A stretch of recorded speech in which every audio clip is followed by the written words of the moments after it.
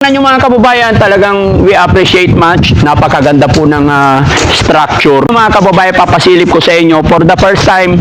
Ngayon ko po ipapasilip yung bahay na pinapagawa natin kung gaano kaganda. Yung poste, kung sa tibay, we really appreciate yan mga kababayan. Kaya shoutout po sa GMC Builders. Diba? Tama ba ako mga kababayan? Yung bahay, main house, pagdating ng panahon, pag tumatanda na pag-iiwanan. Kasi naman nito mga kababayan, ito yung malaking master bedroom, and then ito malaking glass. Malaking blind, curtain. Di ba? Tapos doon din. Sliding. Tapos may exit door dyan na maliit. Gaya na sinabi ko sa inyo, pag inaway ako ni Mami Rochelle, inaway si Boss JB, di ba? Gaganyan mo lang, iikot na doon. Doon makakaikot ka, ito yun. Ito, pwede kang tumakas dito. Lipat ka doon sa kabilang kwarto. Pinagplanuhan, pinag-isipan yan. O di ba, astig? Astig yan! Tingnan mo. Sampa ka lang dito. Oo, astig yan mga kababayan. Sabi ko sa inyo, pag inaway ka dito, takbo ka doon. Makakatakas ka doon sa kabilang kwarto. Di ba? Pag pumunta siya doon, balik ka dito. Aywan ko lang hindi tumigil yan. Astig, di ba? Sa palagay nyo mga kababayan, yung nagtatanong kasi kung magkano yung cost budget ng bahay na to, palagay nyo, alam ko marami naman marunong dyan. Comment nyo kung magkano. Yon mga kababayan, mga kabarangay, magandang umaga, magandang morning po sa atin lahat. Jom, pahawak to. Ayan. So mga kababayan, mga kabarangay, mula nung pinapagawa natin tong bahay na to, si Boss JB po, yung kadalasan na iiwan, nagbabantay dito. At Jong, may tanong lang ako regarding sa pinapagawa nating bahay. Anong buwan or ilang buwan na po ito ginagawa? Mag 8 months na. 8 months na po. Kasi alam ko, sinimulan ito November. November, December, January, February, March, April, May, June. July na. July na ngayon. 9 months na pala. Although ang kontrata natin dito mga kababayan is 8 months. Pero 9 months na, ito po yung ending. So sa makatwid, lumalagpas na po sa contract sa pinagpagawa natin na GMC Builders. Although kung titingnan nyo mga kababayan, talagang we appreciate much. Napakaganda po ng structure. Doon lang medyo sumablay mga kababayan sa kontrata. No? So, ilang buwan pa kaya ito bago matapos. Tignan nyo mga kababayan, papasilip ko sa inyo. For the first time, ngayon ko po ipapasilip yung bahay na pinapagawa natin kung gaano kaganda. Gaya ng sinabi ko, maganda, nagustuhan ko yung design, forma, yung poste, kung sa tibay. We really appreciate yan mga kababayan. Kaya shoutout po sa GMC Builders, kaya Sir Jomar at saka kay Sir Marlo. Maganda po yan, pulido yung mga pintura, so far so good. Hindi ko lang alam sa loob, titignan natin. Doon nga lang talaga medyo nagkaka-problema tayo sa kontrata. Dahil supposed to be July, no? July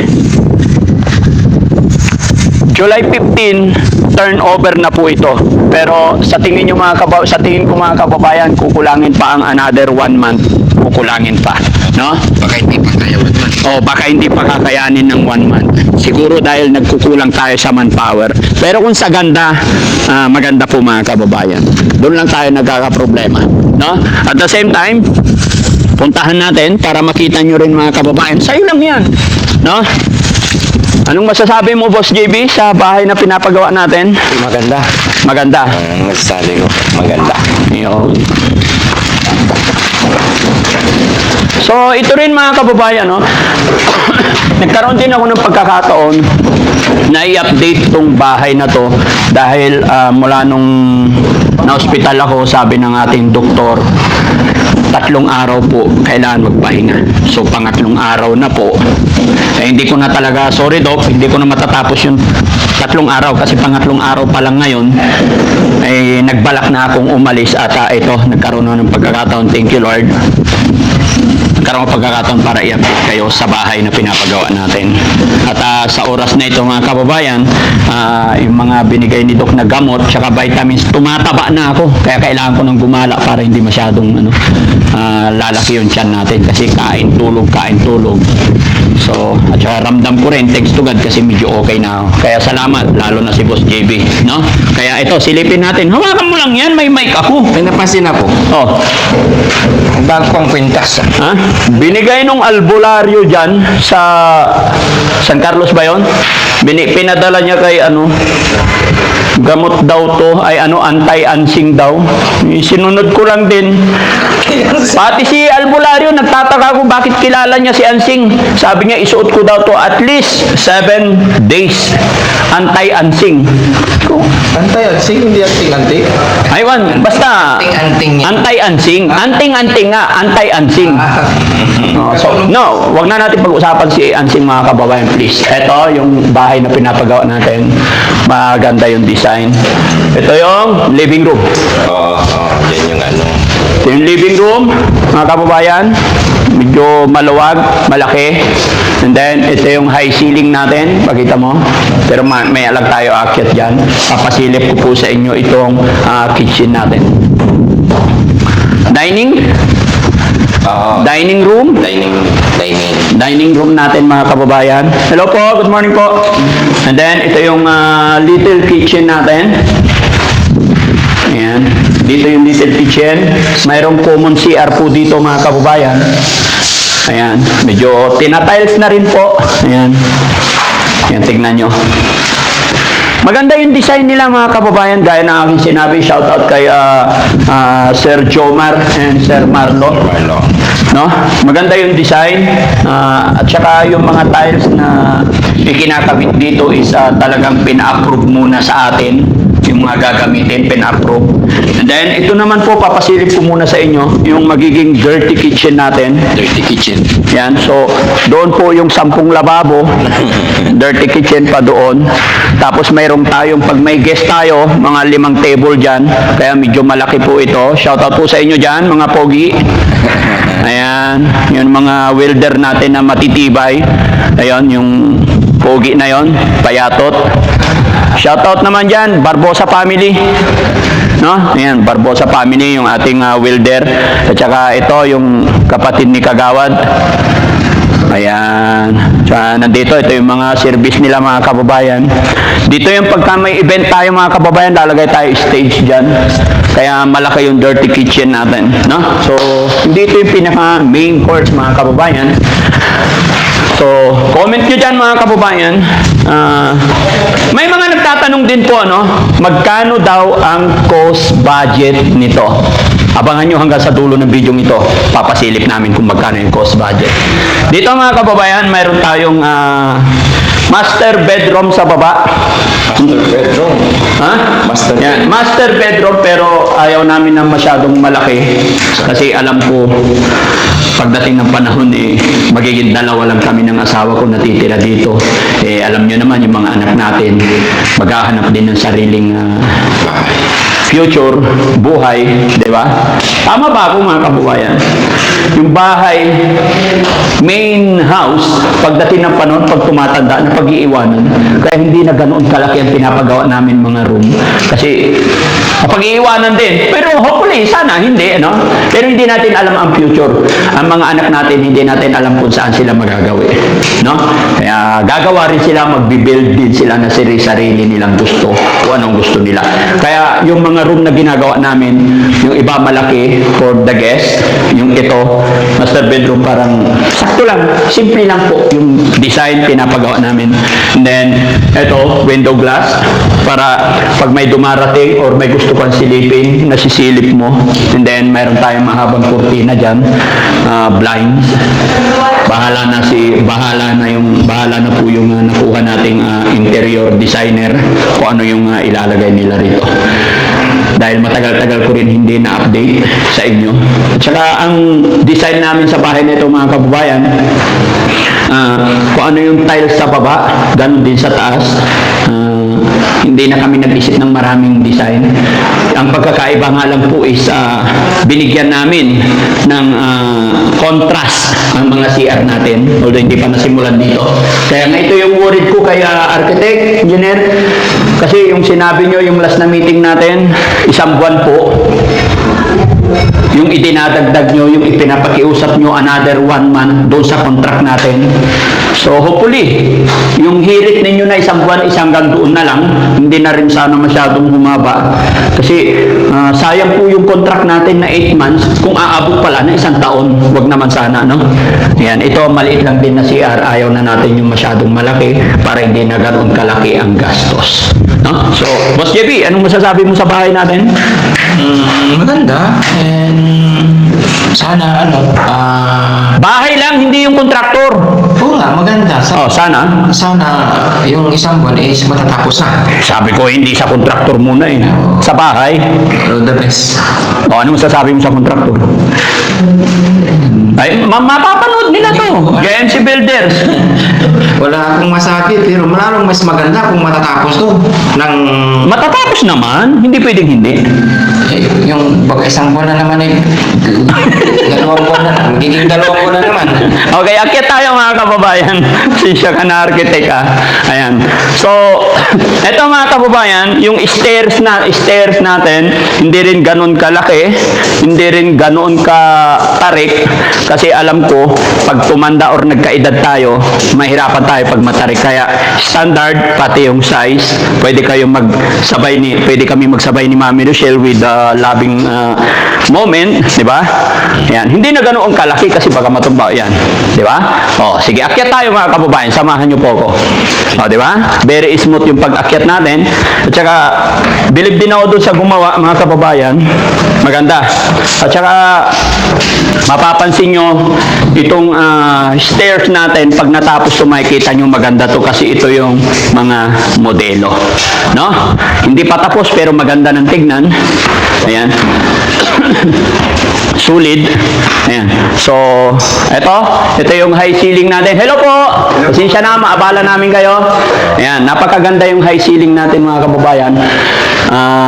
Dalawa yung ilalagay natin na ilalagay natin dito, Boss JB? Chandelier. Basket na lang para makatipid. Yung basket, medyo mataas-taas, lagayan ng tuyo. Oo. Diba? Dalawa. Tapos nandun yung ilahan.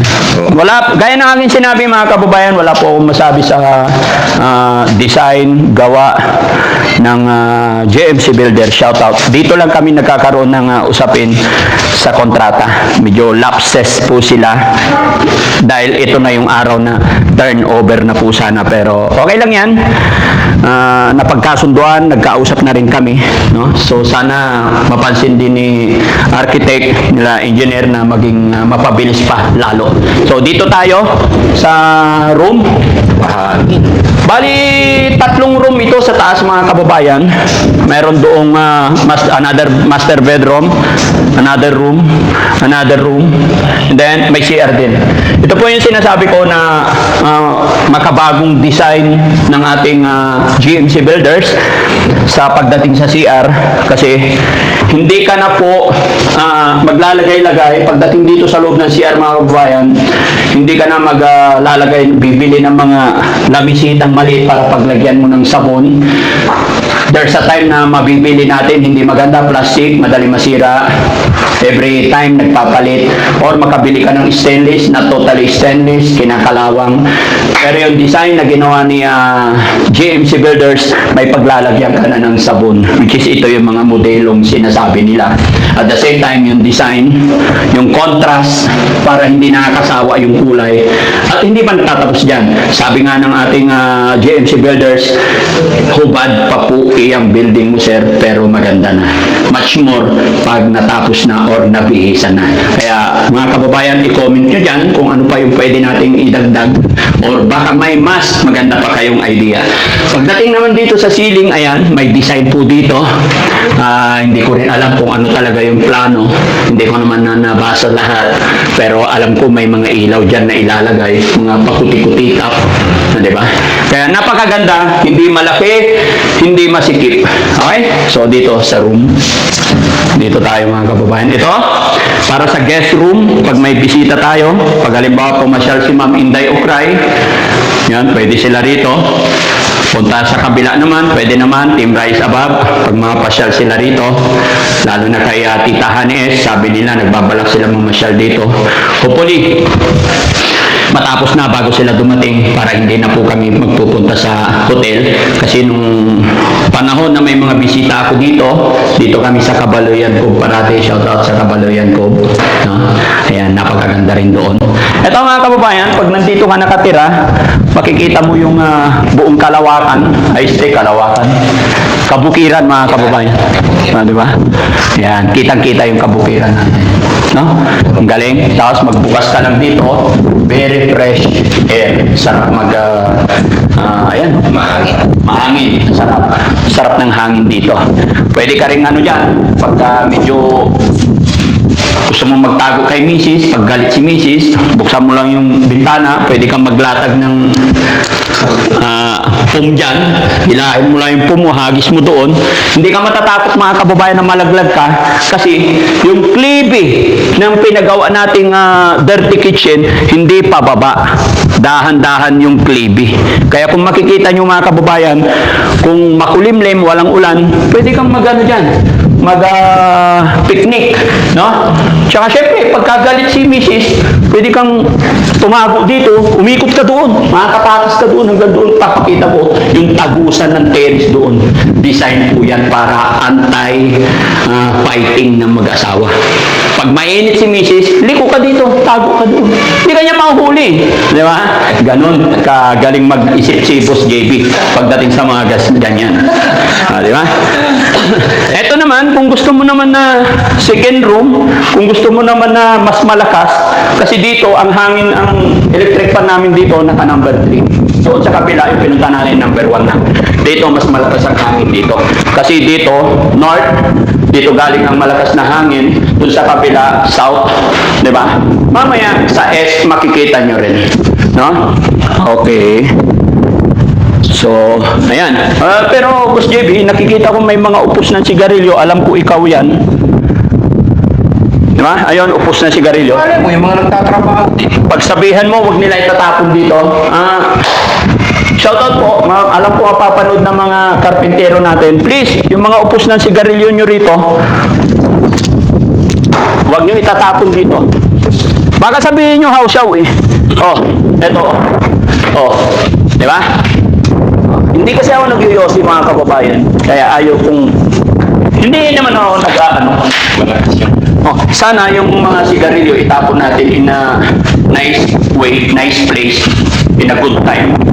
Nagkakamali na ako. Tara, sa kabila tayo. Ito, tinan mo, parang pang-keswang talaga ko. Ha? Oh. Ayan. Ang daming... Mga kababayan, hindi may pagkakaila na yung bahay na to is bahay ng vlogger. Kasi siyempre, mga guests natin, ang dami nilang cellphone, may dalang laptop, kaya ang daming outlet. Parang daming walong sasakan. Opo, ayan, okay. Design po yan, pinag-aralan, pinag-isipan. Bago tayo magtungo dun sa S, dito muna tayo sa North. Terrace. Ayan. Pagka may i-announce si Boss JB, nandoon ang mga panauhin natin, then, nandito si Boss JB, lalagay tayo ng magandang salamin dito. Diba? And then, may mic na malaki. Ito po yung magandang terrace natin mga kababayan. Pakita ko sa sailing, napakaganda. Diba? Ayan. Paikot yan mga kababayan, matatanaw natin. Diba? Nandito, malaki to. Dito, maglalagay kami ng round table. And then, airpot with matching coffee. Sarap. Diba? Meron tayong round table dito pag may usapin or papahinga. Dito po ang plan natin pag nag-uusap-usap tayo. And then, pag gusto mo paakyat ng merienda, pwede kang mag-shout dito. Ilalagay tayong buzzer dito, maririnig na po tayo doon sa dirty kitchen. May mic, auto mic doon sa baba. Galing. Kasi malayo. No? Naka-plan, naka-design po ang lahat yan mga kababayan. Kaya medyo matagal siguro matapos, no? Okay? Comment nyo dyan mga kababayan kung sa tingin nyo is Nagustuhan nyo rin po ba? Tignan nyo yung mga ano natin, side pocket. Maganda yan. Maayos. No? Hindi pa totally tapos yung pintura. And then, pinakahuli na yung mga lights natin. No? Maganda. Doon tayo sa kabila, mga kababayan. Ayun. Pwede ba kami pumasok dyan, mga boss? Ayan. Mawalang galang na po. Good morning. Ayan. Ito po yung CR. Tapos ito naman, anong tawag dito, boss? Walk-in closet. Ha? Walking closet. Ayan. Ito yung malaking kwarto dito, mga kababayan, sa taas. Diba? Bukod sa ang naging design naman nito, mga kababayan, ito yung malaking master bedroom, and then ito malaking glass. Malaking blind curtain. Di ba? Tapos doon din. Sliding. Oh, tapos may exit door dyan na maliit. Gaya na sinabi ko sa inyo, pag inaway ako ni Mami Rochelle, inaway si Boss JB, di ba? Gaganyan mo lang, iikot na doon. Doon makakaikot ka, ito yun. Ito, pwede kang tumakas dito. Oh, lipat ka doon sa kabilang kwarto. Pinagplanuhan, pinag-isipan yan. O, di ba, astig? Astig yan! Tinan mo. Eh? Oo, sampa ka lang dito. Oo, astig yan, mga kababayan. Sabi ko sa inyo, pag inaway ka dito, takbo ka doon, makakatakas ka doon sa kabilang kwarto. Di ba? Pag pumunta siya doon, balik ka dito. Aywan ko lang hindi tumigil yan. Astig, di ba? Sabi ko sa inyo. Di ba? Oo. Tingnan nyo, mga kababayan. Baka sabihin ninyo ay, kaya pala may takip. Takpan natin. Ayos Meron silang ang tawag dito? Gatorade. Hindi pa nabuksan yung isa. Ayos Oh.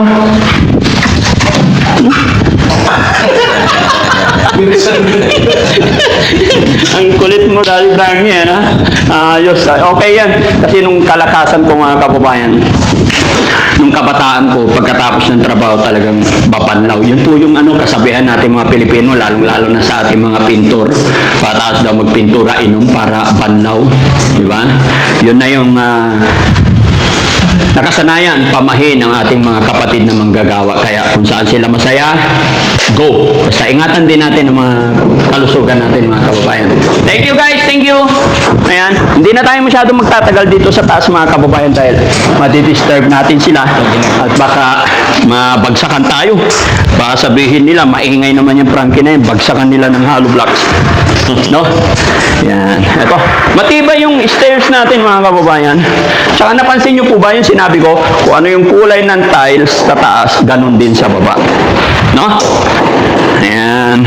So, sa palagay nyo, mga kababayan, yung nagtatanong kasi kung magkano yung cost budget ng bahay na to, palagay nyo, alam ko marami naman marunong dyan. Comment nyo kung magkano. Sunod na video, sasabihin ko na yung totoo. Diba, Boss JB? Oo. Ayan. So, maraming salamat. Mabuhay po tayong lahat. At ito pa pala, ipapasilip ko sa inyo yung landscape natin.